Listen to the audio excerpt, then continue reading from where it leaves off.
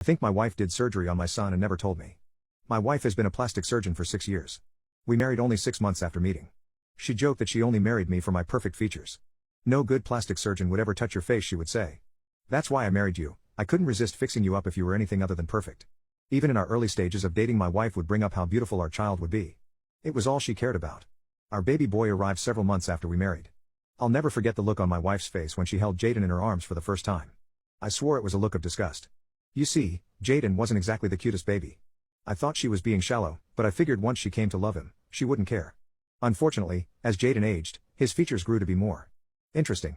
His nose outgrew his face, his cheeks became so full he looked swollen, his lips were thin as paper, and even his forehead, on top of being Rihanna-sized, started to form premature wrinkles. Nonetheless, I loved him just the same. But, I could sense resentment grow in my wife. When Jaden turned 7, I started noticing some changes. He started waking up far too groggy in the mornings, practically falling asleep in his cereal. Then the real changes came. At first they were subtle. The wrinkles started smoothing out, his lips showed some fullness, his cheeks thinned out, his forehead lessened in size. I chalked it up to aging. But last month, he came downstairs in the morning, his nose bruised and swollen. My wife insisted that he must have fallen out of his bed overnight. Don't worry. He's going to be fine. I found him like this. I already stitched him up. You know he sleeps like a rock. After weeks of healing, it became obvious. His nose was completely different. Smaller, straighter, smoother. I finally confronted my wife. Are you messing with our son's face? How ridiculous. She yelled. How could you possibly think that?